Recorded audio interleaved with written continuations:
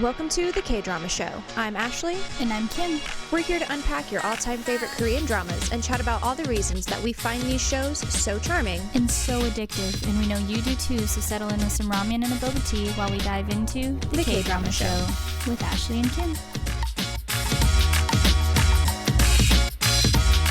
Alright, we're back to the Kdrama Show. And I think, are you going to hit us with a little bit of KCulture this week? A lot. Well, my version of a lot. Okay. So BTS did their last group live before they all go into the military. Okay. Sad news. It was very sad. Jungkook had already shaved his head. Oh, dang. And he kept his hood up the whole time. So I know I sent you a picture of V's haircut. He said he hasn't had his hair that short since middle school. Well, I can imagine. That's always kind of been like his iconic look is like his longer, shiny, silky, beautiful hair. JK did an hour and a half long live. I haven't watched it yet because they don't have any subtitles up, and I can't only do so much. You can just stare at their beautiful faces, right, and nod along. And he did a lot of teasing with his shaved head. Again, like you could kind of see it because he would like lift his hat up. And the 11th is when Namjoon and Taehyung officially enlist. Which is in 2 days from the recording. So, oh my goodness. And the two of them in the group live, they got on their knees and they were like begging ARMY to not show up because it was announced where their enlistment place was. Okay. And they're like, here's the thing, like there's other soldiers there with their families. Please don't come. Don't take away from what they're going through because this is like signifying like a boy becoming a man. Right. Basically. Yeah, that's a big deal. Let's see. Taehyung is going to be in the special forces. In his life, he was like, I know people are really concerned. He's like, but I'm ready. Like, I want to go. And then you hear JK next to him, I want to be in the special forces. And he can't because of his very, very distinct tattoos. Yeah. So I think the next day is when Jimin and JK, after Namjoon and Taehyung go, that's when they are will officially be enlisted. Oh, because Taehyung's birthday is December 30th, he won't be able to do his birthday because he will be training. So Park Seo-joon made him a birthday meal. Because they are like really, really good friends in real life. And like it was super cute. Like he and I don't remember the other guy's name. They made like little heart-shaped things and like cooked like a whole meal of all of Taehyung's favorite foods. He's real life Blockbuster. He is real life Blockbuster syndrome. Oh, he's so sweet. And like because I've seen some like bits of the recording. And I'm just like, we just wanted to celebrate your birthday with you before. That's so cute. I need to meet this. Well, have you ever watched the special on YouTube when he goes out with Kim Min-jae? Mm-mm. They go share a meal and they go do different things, like go have traditional massages or something. I don't remember exactly, but they end by having a convenience store meal. They do the ramen and everything, and then he surprises him with a birthday cake. Yes! And he says he's never had a party with just his friends before. It's always been on tour or always been with his bandmates. And so that was reminiscent I've seen the of very end of that video. It's like a 45-minute thing. It's really cute. I need to watch that now. So yes, that has been all of the all the heartbreak. All the heartbreak. Jin is done in like literally like 6 months. True. Is when he will be out of the military. So he's going to start his promotions. They referenced that a lot in their group live of like, hey, he's coming back. But then the four of them like, we have a lot of content prepared that will just continually be released. And I was like, wow. So, but yeah, no, I needed to share that little bit about. I'm glad you did. You shared some of it, but I didn't know all of it, especially the part about the V Live where they were asking everyone to not come. I think that's kind of cool. Okay, so with that being said, episode 8. Episode 8. All right. So last time, catch us up. Well, towards the very end of the episode, they were on their work retreat. YeongJoon had showed up out of the blue. Out of the mosquito spray. Yes. And then they ended up splitting off into groups to chase ribbons, is what they were supposed to be doing. And YeongJoon and MiSo, they have a little bit of an argument because he's like, why are you still trying to stay in the past? And she's like, okay, but I need to know this information. Like, I need to know for me. then it rains. He covers her with his 9 million one jacket. Wow, super like expensive. But then as they're walking back, he gives the analogy of his dog that buried treats. And he was like, they're all gross now. Why would you want to dig that up? He's like, I want you to not have to have bad memories. See such scary things. Right. But then he finishes it by saying, I'll accept all the things that you want to find out. I can handle anything. I'm confident I can deal with anything about you, Right. MiSo. So in this episode, he actually finishes the statement, because you will be by my side. That was really cute. Such a mean cliffhanger. I know. And he kind of says it to sort of lighten the mood just a little bit, you know, just because they got pretty deep there for a minute. So they are on their way back to the retreat, and Kim MiSo kind of pulls him aside on their way there and says, you know, if you say you'll accept anything that I want to know, then I want to know why you pushed me away during our kiss. Right. And you can see on his face he's thinking, okay, anything but that. Rap. But you can kind of see that he thinks about keeping the wall up, and then he does soften a little bit and lets her know that I see a ghost when I close my eyes, and she looks really concerned, and I think that makes him feel a little bit guilty. And so he again plays it off. He plays it off as, of course, why would you think that I see a ghost? And then he goes, look how Kim MiSo. That is unforgivable in my book. That is so mean. How dare you, sir? I still run up the stairs after I turn off the lights in my basement. Absolutely. Because I'm a child, so. I don't have a bed frame because I don't like shutting off the lights. I'm standing next to my bed. Yeah. So So it's like on the floor, you mean? So there's no underneath? Yeah. Yeah, absolutely. Yep. I'm with her on that of like, oh yeah. Because she gets him, doesn't she like shove him and she's like, what is wrong with you? Kind of. She just like runs away and she's like, bye. Don't talk to me. Bye, I gotta go. We're done. If there's a ghost, it's gonna get you. So they make it back to the retreat, and everyone had kind of... Those coworkers are so oblivious. Yeah. Oblivious is a very good term. Like, one, because they ate without them. I mean, come on. Like, that's rude. Like, really rude. Why wouldn't you be like, okay, my boss... Are they okay? Yeah, Did they get true. Lost? True. Like, in the forest at nighttime, but they're all drunk and eat, drink, and be merry. Honestly. But then the office manager or whatever who was like, I'm so sorry, let's get some meat cooked for you. And they're like, we don't have any. Because it's the secretary, it's YooSik's secretary Seoul, and he's like, didn't you say we had some set aside? And she's like, that's what you said. You said let's set some aside, and so I thought that's what you did. Yeah. And he's like, wow, like, do you not know how to communicate? And I was like, okay, none of y'all. Well, that just like speaks to her complete lack of follow through. On anything. Responsibility. Yeah. She's pretty terrible at her job, but she's kind of a terrible friend too. Yeah, she's just not paying attention. But I don't think it's malicious in any way. She is just an airhead when it comes right down to it. I mean, we all have those moments. It's okay. I think I live in the clouds, so.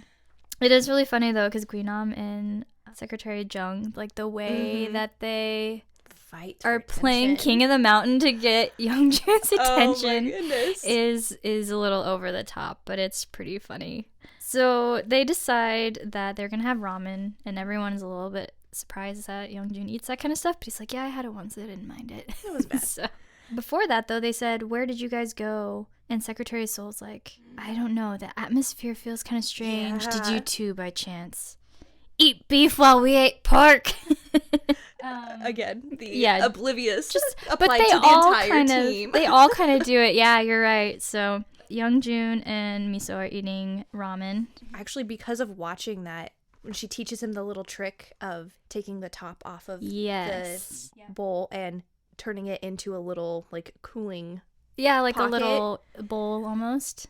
I figured out how to do that because of watching it, and I was like, that's genius. That's hilarious, because I have the same note. Do you really? Where I said, I've used the lid to eat ramen this way for years now, and it's like reminiscent of the Kardashian salad shake. It's the Korean version of the Kardashian salad shake. But it's so cute, the little pororo that she does. That's so cute. Because then he makes the sound too. Yeah, he goes like, pororo. And he's concentrating so hard when he says it too. It's really sweet. He's adorable. So everyone kind of settles in for the night. MiSo and YeongJoon are sharing one sort of last moment where he's like, sleep well, I'll give you permission to dream of me.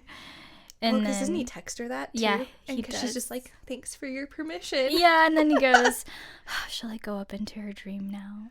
He is a hopeless romantic. You see him, he's become this Yeah. total, like, He's a softie. He's so soft. Yeah. He's like, I think I should just go do this for her now. And it's very, very adorable because it's genuinely just if it has anything to do with her being in love. I want to do it. It's very precious. But honestly, okay, so like the whole late night texting under the covers at like a school function, did that not remind you of exactly that, like in high school? Where that was such a throwback for me, because you're like on school trips and you'd be like, you'd have underneath the blankets texting your crush. It's so funny. YeongJoon is called away early the next day because she sees him drive away and she's just like, what's going on, like, right, what emergency is happening? And he's like, I have a meeting. She goes, okay, but how do you have a meeting and I have not been made aware of this? Like, and it was like a very last minute. Yeah, usually those things would funnel through her too, I'm sure. Right. And so it was like a business acquisition type meeting, but he's like, no, you stay, because she's like, I will leave right now. And he's like, no, you stay, you enjoy the workshop, like that is what your job is to do today. After they hang up, he sends her a text saying, if you are very affected, stop by my house later. Yay! There will be a huge present waiting. Aren't you looking forward to it? I know. I was like, whoa, is this going to be like one of those shows up with the bow over the goods or something? Kinda. That's what it sounds like. A little bit. But it's not American. But it's not American. But I just love her response of, she's like, yeah, I'll be coming with high expectations. Yeah. They're so funny.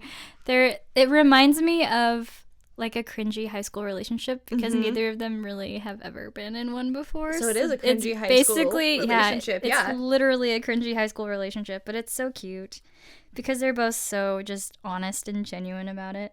But the cute thing is like them trying to save face, and or YeongJoon is trying to save face, and Secretary Young keeps like looking at him, thinking that he's looking like an idiot in front of YeongJoon, and YeongJoon thinks he's looking like an idiot in front of Secretary Young, and so they're both just so uncomfortable.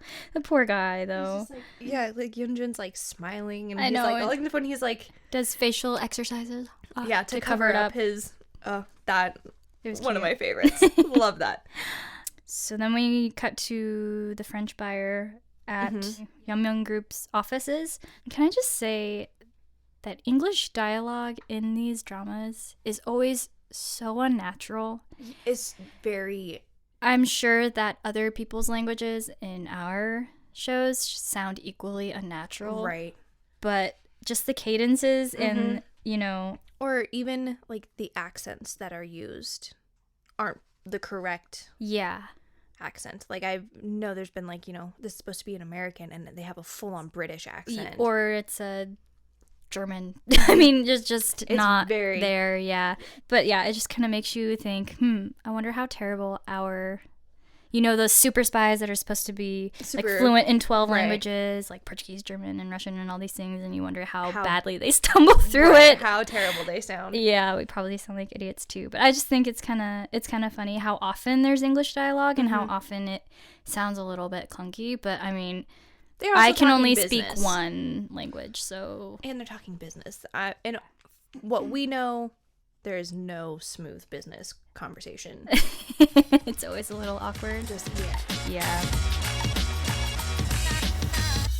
After YooSik gets done, like, patting himself on the back for locking in this buyer... Which he did a great job. He did a great job. He just wants to be acknowledged. YeongJoon asks YooSik to go shopping for a barbecue, to which YooSik enthusiastically obliges, thinking that, you know, he's obviously going to be partaking in this barbecue. Right. I love his, if you're wanting chicken, this is the type of chicken you want to get. If you want pork, so painstakingly careful. And he's got this down. He is meticulous. He knows how to shop. I want him to go shopping with me at the grocery store. That would be lovely. Because the amount of indecision that I have at the grocery store, if you could just step in. So they get to the car with the groceries. And he finishes packing everything and closes the trunk and looks over and sees YeongJoon's already in the car. And he says, "Thanks for helping me today. I will see you tomorrow at work." Poor guy. He's being taken advantage of. He's the guy that completed the group project in school and put everyone's name on it. Yes, he totally is. It's totally one of those moments. Because, then he just, takes off and leaves. Yep. He's like, "You're so mean. You're such a mean guy." It was kind of mean, but... At least give him a ride, home. I know, give him a ride home. He's just like, "Bye." Peace out. So everyone gets back from the retreat, and GwiNam is so insufferable. Yeah, that is a great term for him right now at this. Yeah, and he just continues. Yeah, well, I mean, they talk about going for a drink, and he goes, "I think it's better to read one more document than to have one more glass of soju." And I'm like, just say no. Why do you have to make it a thing? Why can't you just say no, thank you? Anyway. Yeah. I'll get off my soapbox. No, stay on that soapbox because it's constant. Because he did that the whole trip. Everybody's in their fun clothes, and he's wearing his suit. Poor one suit. He smelled wonderful, I'm sure. My guy. I don't know. I feel like he enjoys making people feel tiny. Yes, and uncomfortable, and they don't. Yeah, they're know less how to work. than. Maybe he just didn't have enough friends growing up. I'll just tell myself that's why he's acting this way. He just needs friends. They start to talk about how Secretary Kim is acting a little bit suspicious. And then MiSo is like, "And the vice chairman and Secretary Kim are working on a weekend." Yes, because she leaves. Yeah. Mm-hmm. Right? And she's like, "Nah, I have gotta go." plans, yeah. And, of course, that is a natural thing for them to think of, they're working on a weekend. But it's so funny because they keep building up as if they're gonna understand. An ounce of a clue. Yeah. That... actually, they're very interested in the other. And then JiAh is just like, "This is going to be my future working on weekends." So MiSo goes home and spends hours on her didn't try at all look. Well, I love that she's like, she goes to get ready and she's like, "Okay, let's just keep it simple." And then proceeds to pull out her entire closet. Oh, we've all done it. And then, sit there and was like, "Okay, I need to do the natural look with makeup." And I was like, "Girl, hi. Let's be friends." She is your spirit animal. Absolutely. I can be super low maintenance. And I think there's a difference between being low maintenance and... Because I think she is fairly low maintenance. Right, she's got her priorities in order. Right. But when it comes to... her first love. Yeah, and a date with your first love. Mm-hmm. We all get a little goofy. Yourself and you're just like, I don't know what... It makes you feel better that someone that's easily a 9 out of 10, 10 out of 10 also struggles with getting ready to these go. Things. Yeah. She gets to YeongJoon's house. She wears a necklace. And she wears the necklace, yes, because it's a big deal. But she just walks in and she's like, "Hello? Yeah. Where are you at?" And then looks outside and sees him grilling. Yeah. Trying to grill. And... I can't say anything because I'm not a grilling expert. He's so cute about it because she comes out and he's like, "Wow, you look beautiful." And he doesn't take it back. No, he's like, "Aren't you surprised? You said you wanted to eat meat outside. I did that." And so then she's like, "Oh no," because he's burning the meat. Yeah. And again, no judgment here because I am not a grilling master. Well, I didn't even think it looked that bad, to be honest with you. I thought it was perfect. I thought it was, well, yeah, because you're a well done kind of girl. I am a well done kind of girl. I am a medium rare kind of girl, but that was still palatable. Just shove it in your mouth. But it was very cute because then she's like, "Okay, it's okay. We can do it again." And he goes, "We'll grill some more." "Yeah, no, we can't. I already did that." And he burned every single piece and was like, "Okay, this is when you should have kept YooSik with you so he could teach you how to..." I mean, he knew what meat to buy. I'm sure he knows how to grill. How to grill it. Okay, can we back up though? Because yes, please. When she walks in and sees him and he goes, "Oh, Mosquito."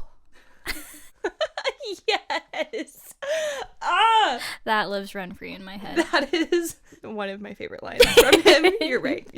Okay, anyway. But he goes, "I guess I am bad at one thing now. Aren't you glad to see I'm still human?" And she's so mad at him. She takes it personally that he would destroy all of that beautiful meat. and she not get to try any again. Well, and I think part of that also just has to do with what she grew up with, of like, you don't waste. Yeah. Whereas he now has this entire package of meat that's just and not packages. Yeah, and they've just been eviscerated. And it's just like, well, now what do we? I just think it's hilarious that their go-to is to order pizza, because that's such an American thing, is to order pizza when you've burnt the chicken and, you know, right, everyone's mad and hungry. And it's faster than anything else. Except I don't think pizza delivery guys usually like serve it to you while you're sitting on your couch. No, we don't have that kind of service here. We're lucky if it shows up in one piece. Or at the right house. On time. Oh my gosh, yeah, that happened a couple of times ago when we were ordering pizza and it went to the wrong house. It went to the house across the street. Oops. It worked out. We caught him. What was cute, though, is they each got a piece for the other person. Yes, they served each other. And that was because she's just, like, out of habit. I think she's still struggling with, like, making the difference between I like you and this is my job. Well, and I think some of it is also a cultural thing, because, like, in Korea, my limited understanding of Korean culture from the short time we were there, like, you serve other people before you serve yourself, and especially people that you would deem or regard higher in status. And so age, feel right? Which would be part of the status. So I think that was almost him, like, acknowledging that she's someone important and her acknowledging that he's still someone important. So I feel like it was kind of a cute moment that they were. It was very, very sweet. Yeah. Either way, they're munching away. She gets a little something on her face, a little something. And the classic, oh, you have something on your face? Lean in. And wipe it off with your thumb. Right. The tension. Eye contact. And they're just like, what's going to happen? Thump, thump, thump, thump, thump, thump. But unfortunately is interrupted by another ghost vision. And YeongJoon kind of pulls back and she goes, which way will you push me this time so I can be prepared? And that poor guy. I mean, I know she's trying to kind of lighten the mood, but she's also still just annoyed that he can't. A little salty. Yeah. We're a bit salty here. But then to make it worse, YooSik shows up and he's just like... pissed. He's didn't he bring like liquor or something? And he was just like, if you're gonna be eating all that, you're gonna be drinking with me. Like, I am the reason you have this. And then just realize, and he's just like, oh. He goes, I came because I thought this liquor will complement the meat, but I don't complement the mood here. It's so... epic line. I know, I love it. Good. I love his character so much. He's just so well written. I know. Just constantly. Exactly. I love that even though he's like a little bit socially awkward, and honestly half of it is because YeongJoon puts him in those positions, he recovers well, and he's still very charming. More than I would ever be. And he knows how to save face. Yes, he does. And not just his own. I mean, there's a reason he's, the president or the lead director. I don't know exactly. Whatever. I think he's the president. I think that's another reason why YeongJoon has him in that position, is because he can... maybe knowing or not, he's like, no, this person can help smooth some ruffled feathers. And I mean, he's proven his worth a few times already, obviously with that French deal. But so MiSo dips out. She's like, I'm outie. I'm gone. Goodbye. Have a good day. Gonna leave now. YooSik starts begging for his life. He gets on his knees and goes, I'm so sorry. And YeongJoon is ready to take his life, but anyway. But at the same time, he was like, we were already having a really awkward moment, so I don't know if you helped or hurt. Yeah, that's true. Like, so the next day at work, YooSik and MiSo are in the elevator. They talk about... oh, I didn't write that down. Yeah. They go to work the next day. YooSik is trying to apologize to Kim MiSo, and she's like, please don't ever bring it up again. But then she asks again about the scars on YeongJoon's ankles. And he says that he only saw it once during football a long time ago, because he usually changed separately from everybody else. But he just happened to glimpse it as he was leaving leaving the locker room. And then he says something to the effect of, I saw this animal program once where a dog was tied up for a long time and it left scars like that, and... kind of paints an ugly picture of what could have happened. Right. And it sort of traumatizes her, because she's like... yeah, she's like, please stop. Let's not have the idea that he could have been treated that way. Like, that sounds pretty horrible, because doesn't she also try to say that she thinks that YeongJoon's brother is the oppa that she's been looking for. Yeah, so YooSik actually said that when MiSo first approached him, saying she was kidnapped as a child, that he immediately thought of YeongJoon because of his ankles. Right. But then she had said that it was SeongYeon that had been kidnapped, so he kind of let it go. But then YeongJoon sees Kim MiSo come into the room kind of with this really sad, look on her concerned face. expression, and think it's because of the botched kiss again. My poor Delulu man. I know. He's so Delulu. Pleasantly unaware. I love it. Well, and she pulls out a candy from her desk drawer because that's what always has cheered her up. And so then YeongJoon comes over and he's trying to apologize. And because he's bad at apologies, panics and just takes the candy out of her hand and just... Oh, my blood sugar was low. Pops Thank it you. in and was just like, that was my last one. I know. But then, again, this man being oblivious... because he is brand new to love, thinking that she's still upset about the kiss, he tells her, you know what, it's fine, I'll get over it. Like, yeah. I will power through, and she's just like, all right. I know. He's so earnest, though. The secretary team is sharing macarons, and Sarah got 3 instead of 2. And someone on the team said someone who likes you left them, and she's thinking, oh, it's Secretary Yang, like, all the way. And like the heroic music starts playing again, and so she sends him a text saying thank you before anyone explained to her that it was from Secretary Seoul. Like, I'm going to enjoy this. Yeah, thank you, I'll enjoy it. Yes. And anyway, they meet in the hallway and they do their ridiculous sidestep again. I'm so done with that sidestep. It hurts. But it's kind of so funny.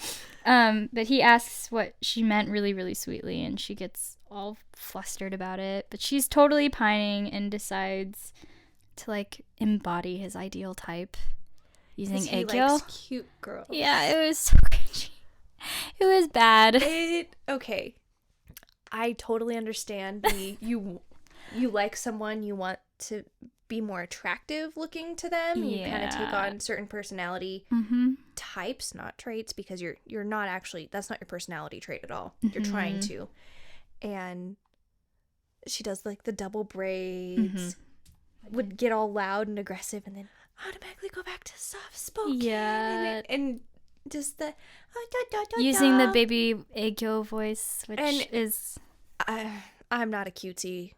That may change one day for the right person, but I'm not going to do that in front of everyone else. Especially at work. Yeah, that's a bit. Also, I was a little bit offended that they were making fun of her hair. I do my hair like that all the time. I thought that was really funny too, because I don't think that would have been a totally 80s look in America. I don't know. I feel like people still do it. But they're teasing her about her hair, and then Secretary Yang let a giggle slip out, and she just like baby rage stomps out of the room. So funny. I kind of felt bad, but also at the same time, it's like, you kind of brought that upon yourself. Because I think if she had done it a little more subtly and not gone from her normal brash, abrupt. But what is subtle to Sarah? That's true. Remember, none of them are aware. That is true. Because I do love her outfits a lot of the time. They're super funky, eclectic. I would wear probably every single outfit that I've seen her wear. But yeah, he giggles at her, and she's just like... Her feeler got bent. It was sad. Yeah, she's like, I'm trying to be like what you want, and you're going to laugh at me? Put myself out there, sir.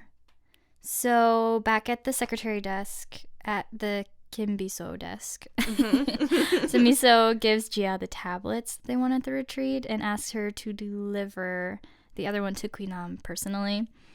And GwiNam, Mr. Cheapskate, decides that the labor of the ribbon game was not an even 50-50 split. Therefore, JiAh technically owes him a portion of the tablet back to him in cash value. Ew. No, absolutely not. Absolutely not. But he says to do her a solid, rather than paying him, she has to agree to keep his secret. And then proceeds to ask her for her leftovers for free so that she can avoid food waste. Oh my gosh. This man is making...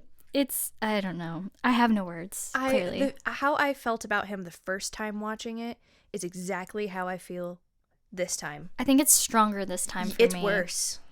I don't know what word I want to use. He's horrible. Infuriating. Yeah. It makes me want to, like, my hands just do this. It's so cringy. It's awful. No, I just want to smack him upside the head with something. Well, and I think reality, some maybe? of it is because, like, there are essences of people like that you can know in your own life that you're, like, attributing to this person. Right. You're just like, I can't tolerate you in this moment. Please go away. But he's constantly like that. Yeah, he doesn't have an off switch No. that we've seen so far. True. So far, you still just want to smother him with a pillow. Yeah. Like, as horrible and harsh as that sounds. My guy. We don't condone violence on this. No, we don't. Podcast. But he brings out the rage. He brings out the worst in us. He brings out the rage. So SeongYeon is reading through MiSo's journal. He speaks to Madame Choi about the kidnapping, his mom, and says that there was another child that he had actually escaped with, and she says that's impossible because he was found alone at the police station. Right. She gets very skeptical and starts acting super strange when he tells her that the girl was actually Kim MiSo. I mean, just kind of weird vibes coming from Mama Bear over there. Well, and it's, as far as she knows, there was nobody else. Period. Which, in my mind, as far as she knows, there were no other loose ends to tie up. Yeah. With this. So there's a little sketch vibe. You're absolutely right. Yeah. What are you hiding there, what Mom? Role did you play a role in all of these things that happened? You know what I mean? Well, because SeongYeon, he is thrilled. He's like, yeah, you know her. Yeah. You love her already, and you should be excited that someone else was with me. Why would I be excited that anybody was first of all there kidnapped? I mean, I wasn't excited that you were there, but why would I be excited that there was somebody else that I did not get informed about? Right. And also, are you having delusions? Yeah. If I didn't know about this. Right. So Madame Choi decides she's going to meet with Kim MiSo and discuss the kidnapping, because she asked MiSo to give a little bit more detail. And so, do you have notes on this? I know. So they just start talking about the kidnapping in general. And as Mom she's like asking questions. Was he cold? Because he's very sensitive to the cold. And then she talks about what he was wearing. But we had this designer friend who wouldn't make clothes for anybody but my son, because he's so beautiful. And he looked exceptionally beautiful in this maroon cardigan. She's like, I understand that's my son, but she's like, but if somebody else is saying, like, no, he looked gorgeous. Like, she's just like having a little bit of pride, I think, in the fact that her son was looked upon so favorably. But at the same time, there's a different layer of hurt that you see on her face as she's asking these questions. Because then she asks about her, I'm probably going to butcher it, is it Hyun? Hyun. And she's like, because our Hyun, gets cold. That was like the line. And MiSo just kind of stares at her like, who? What? I'm sorry, I don't know who that is. I've never heard that name before. Amongst everything, after everything was said and done, when, everybody's under the same roof again, that YeongJoon fainted as a kid at the table and woke up and had no memory. Right. Of the entire thing. So he had no idea what anybody was talking about. He didn't understand why his brother was so upset at him. He had no recollection whatsoever. It just made it so sad, because MiSo is sitting there and she, like, you see her start to tear up a little bit of like, oh, this was much worse than I thought it could have been. The repercussions within the family, not just, the child that was stuck in there with me. It affected all of them. So, yeah, that was very... It was very sad. Because it was sad seeing it from the mother's perspective, and being a mom, imagining that is horrifying. You don't want to. No. Ever. And honestly, that kid kind of looks a little bit like my kid. And it was... I almost got a little teary. So it was cute. So cute. But no, I cannot imagine that kind of familial trauma, having to move on through that. But SeongYeon appears in a bathrobe. At that moment, kind of interrupts their conversation. MiSo notices that his ankles are actually scarless, and how that seems a bit unusual, that if he were the one to be kidnapped, why would YeongJoon have scars? Makes no sense. That he won't explain.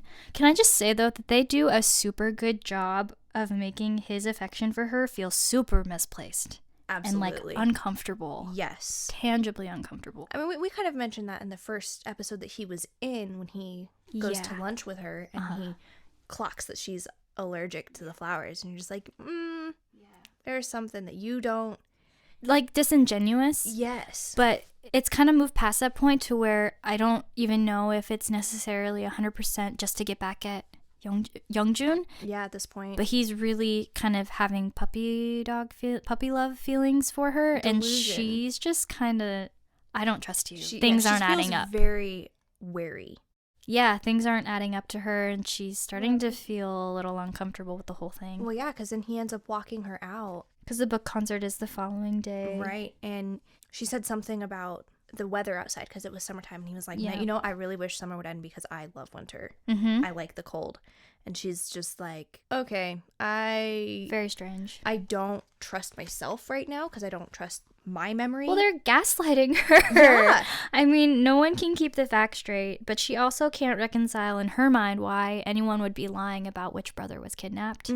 Because there's really no reason to. Absolutely. So YeongJoon actually had stopped by the house, found the journal that MiSo had given to SeongYeon.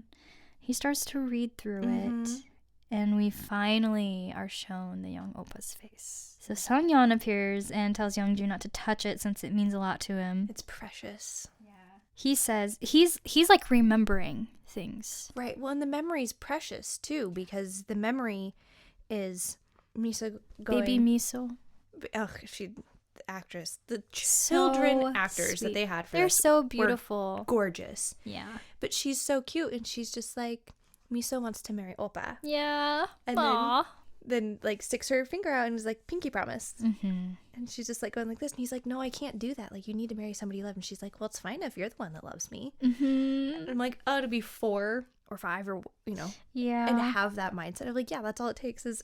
But then, then you get dirtbag brother. Then SeongYeon shows up and he's just like, yeah, that's mine.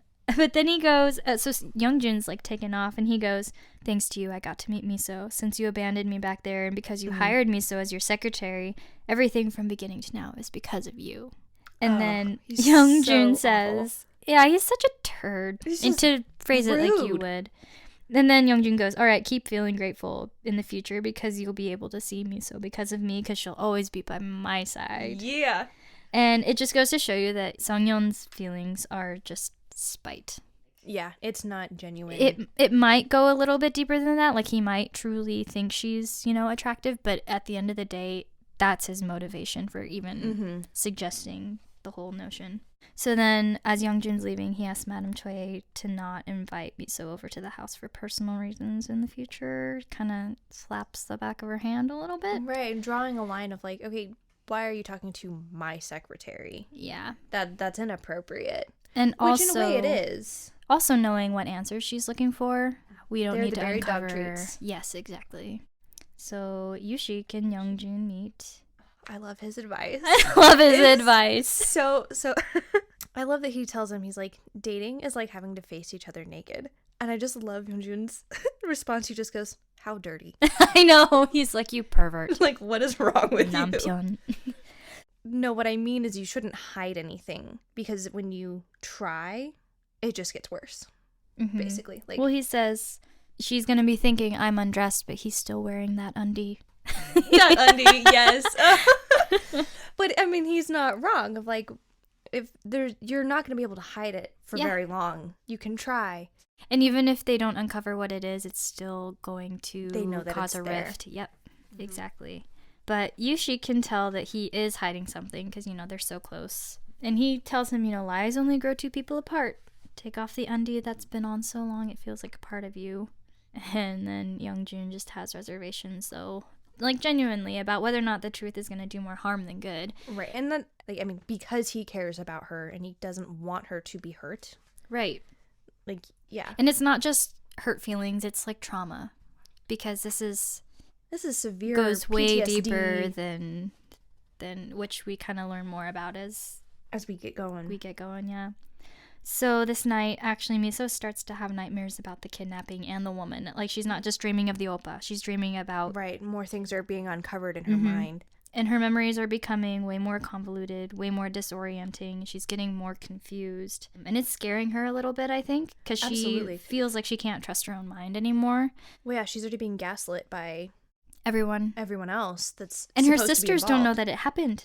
Yeah, they're just like, what are you talking about? Yeah. Please stop bringing this up. Weirdness there. But I love that she wakes up and turns on the light and immediately gets a text message from YeongJoon. And he's just like, are you awake? Like, what's up? And looks outside and sees that he's standing there. And she's just like, you know what? It's all okay. My tidal wave that just washes everything away. Yeah. The hug at the end of the day. Yeah. Okay, here's my question though. Okay. Flattered or freaked? On the one hand, they are basically dating at this point. Yeah. On the other hand, staring at your window while you're sleeping. Why are you outside? I think it's both. Both. For me. One, it could be like, oh, he thought of me. That's not like it's not the first time that he's just been there for her. Yeah. What would seem like a random drop by, right?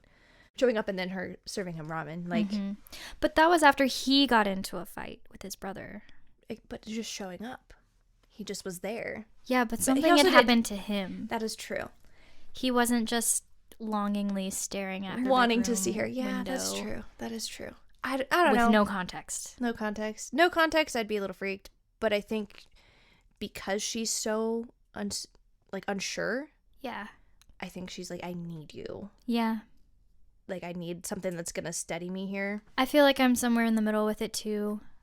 Like, the extent that they've gone through establishing their romantic relationship, I don't know that it would be completely out of the blue, especially like you said, because of the number of times he's shown up at her house unannounced at the same time. 2 a.m. staring at my window. I'd be unsettled if my husband did that, let alone the guy that I'm dating, not dating. That's true. That's true. It's a little bit Dahmer for me. Ooh, yeah. But yeah. Anyway. Maybe I'm being judgmental, but nah. She goes out there and he has a gift for her.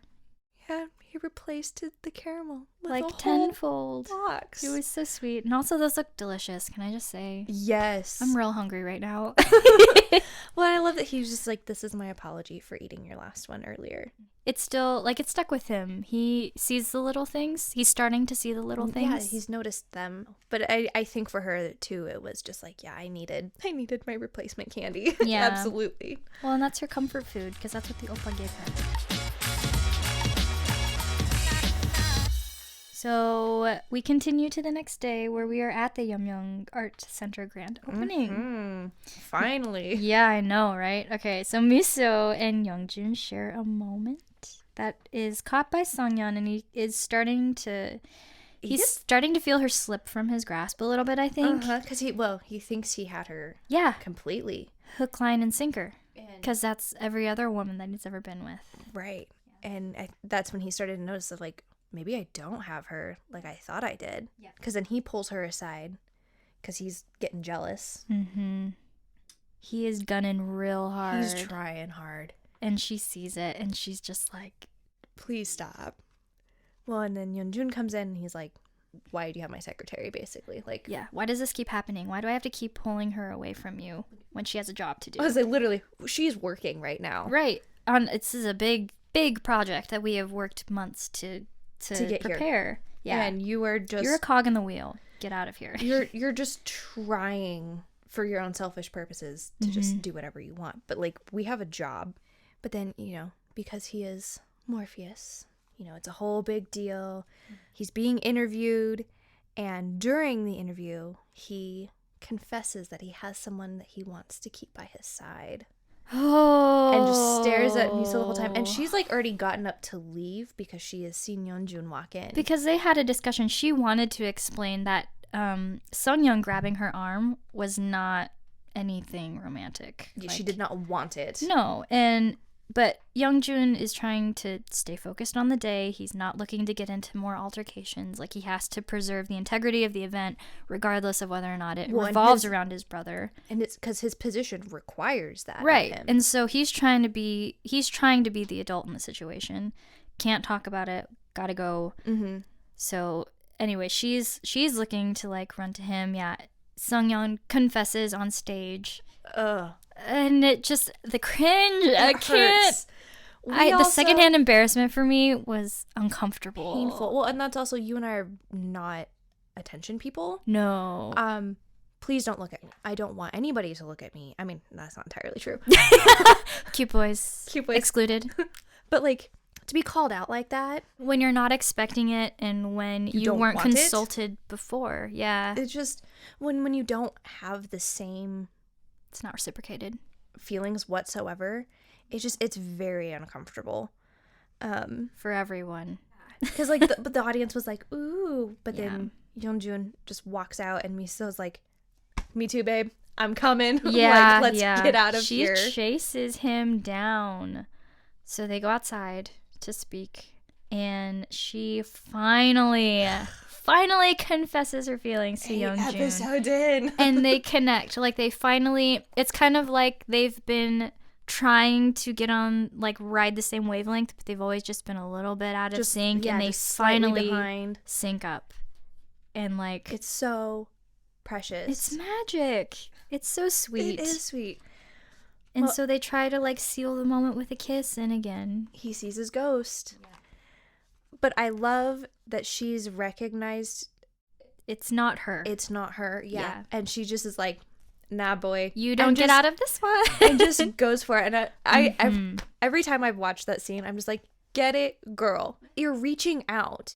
I mean, one, you're getting to kiss your boo, basically. Mm-hmm. But, like, you're extending your hand and saying, hey, no, I got you. Yeah. Like, he's tried so many times. Yeah. And it was just really sweet that in his most vulnerable moments, she's like, I'll be the one in charge for a minute because you don't have to hold us together for every single moment of every single day. We get to be strong for each other. Yeah, she fills the gaps. They share their first kiss and also their second kiss, which he does initiate. He does. So I think he needed that too, of just that, like, the confidence. Yeah. Like, no, but hey, I want this too. But then she makes it go away. Like, the trauma that he's experienced from, like, women. Yeah. She's healing it. Yeah, and it's not so apparent. Yeah, and not that he's ever placed that responsibility on her, but it's just what healthy relationships do, is they help heal trauma like that. So I thought that was kind of cool. Want to know something weird, though? Oh, no. I visited Seoul National Museum of Modern and Contemporary Art when we were in Korea. Walked by that exact spot. There was actually a bridal photo shoot taking place at the time. Otherwise, I probably would have taken a picture there because I'd already watched the drama at that point. Yeah. But I fangirled a little bit in that moment. A little bit. But since it's illegal to take pictures of Koreans when you don't have express permission, I was like, probably better not. But I was excited. So, Korea 2024, I have to go there. Word. Yes, you have to get a picture. That'd be so pretty. And then Photoshop so cool. me in. Okay. So I can live vicariously through you. Done. But that wraps episode 8. There's so much that happened. There was a lot to unpack, and it kind of gets worse the farther in we get. It does. Well, and just because there's so much more. I mean, we've just started to actually unpack childhood kidnapping. Yeah. So we're starting to unpack both of them. It's not just the oppa, she's actually remembering trauma. Yeah, she's going like, which is exactly the ugliness that he was trying to keep her from unburying, so. It's getting good. We're getting more meat and potatoes here. Yeah, meat and potatoes on a Korean drama. Character of the hour. I don't know, you go first, because I don't know yet. My character of the hour is YooSik.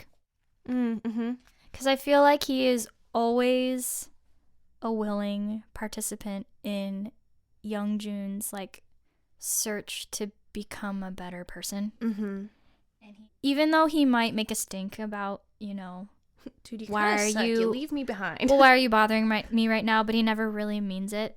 Yeah. He's always like prepared to be like, here's this little tidbit. Here's what I did. Here's what you could try.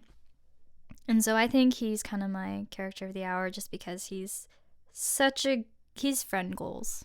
He is friend goals. Like, you want to have that kind of friend, but you want to be that kind of friend. So he's my character of the hour. Yeah, see, mine is between him and, honestly, YeongJoon. But I think I'm going to go with YooSik also. Because he, I mean, again, constantly giving advice and just being like, as we get farther on, he doesn't change. But he finds ways to make it explainable and understandable for his best friend who is completely clueless on things. Even if it's, you need to be naked. How dirty. Like, yeah. That made sense to him. He could be like, okay, I get what you're saying. And even if he might tease him about being clueless, he still explains it. When he shows up and he ruins the moment that was kind of already ruined. Yeah. And it's just like, read the room. Bad. I will go die now. Like, forgive me. Put me out of my misery. But yeah, I he's good. He's awesome. He's good people. He's good people. Overall, we kind of already did it, but like overall reaction to this episode. There's some cringy parts that make you There's hurt. some major cringe in here. Oh, Sarah, honey. GwiNam. Oh, that man is rage fueling. There's like the funny cringe, which is Sarah. There's the angry cringe, which is GwiNam. And then there's like the just uncomfortable cringe, which is SeongYeon. So there's a lot of cringe in this There's episode. a lot of cringe. That we haven't experienced quite yet. I mean, there's been cringe in the other episodes, but maybe not to this extent. Yeah, it got real. Because we're upping the stakes, I think. Painful. But then also, like, even from the mom, Madam Choi, like, she's a little cringy, too. She can be a little cringy, yeah. I'd agree with that. And I think this episode, you could see some of the cringy because she was just, like... She's not good at time and place sometimes.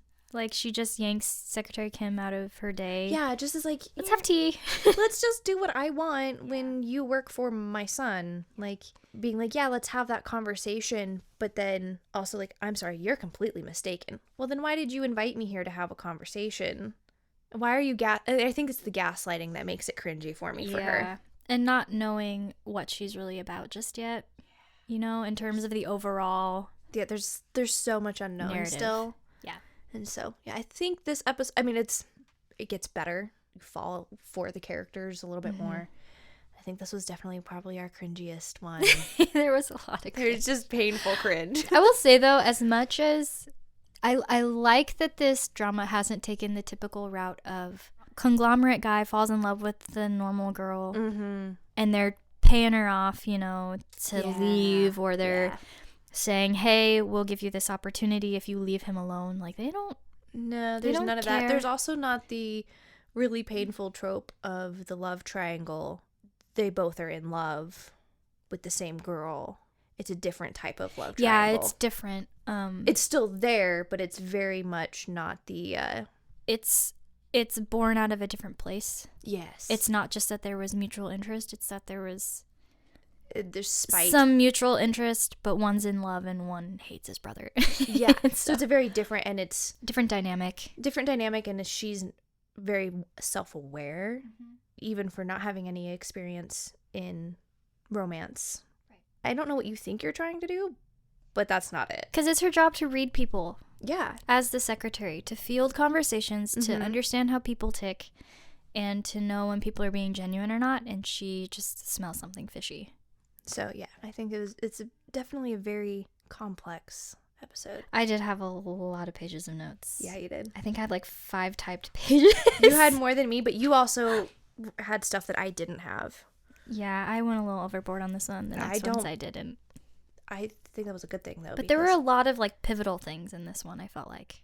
Yeah, compared to and then we kind of ride the momentum of this episode through the next couple, I think. Yeah, the next 2 are not quite so... Not so content intense. I mean, there's a lot that happens, but it's not, pivotal. Plot. This is... Major plot point. We're like I said, we're kind of rolling with the momentum that they've the groundwork has already established. been laid. We're able to actually start Unpacking, building on top. Yeah. Well, folks, that is episode 8. Whew, and all of our ramblings. Pretty sure that took us like an hour and a half. Like what you're hearing? Go ahead and hit that follow button so that you don't miss out on any new episodes. Thanks for listening to The Kdrama Show with Ashley and Kim. We'll see you next time.